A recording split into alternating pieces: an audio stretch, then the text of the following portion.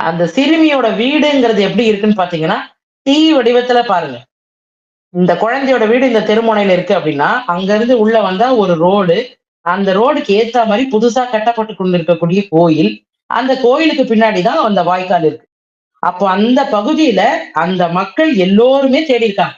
அந்த காவாய குறைஞ்சது 1000 பேராவது பார்த்திருப்பாங்கன்றாங்க மக்கள். அந்த இடத்துல இந்த குழந்தையோட சடலம் வந்து 3 நாளுக்கு பின்னாடி கிடைக்கிறதுங்கிறத மக்களால ஏத்துக்கவே முடியல. செவ்வாய்க்கிழமை காலையில இந்த குழந்தையோட உடல் காவாயிலிருந்து மூட்டை கட்டிய நிலையில, அழுகுன நிலையில அந்த குழந்தைய எடுத்தத வந்து யாராலயுமே ஜீர்ணிக்க முடியல. அன்னைக்கு வந்து அந்த மக்கள் எல்லோருமே வீதிக்கு வந்து போராடுறாங்க.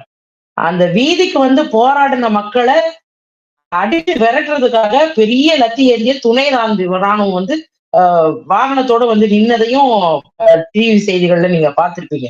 இது ஒரு தன்னெழுச்சியான மக்கள் போராட்டம்.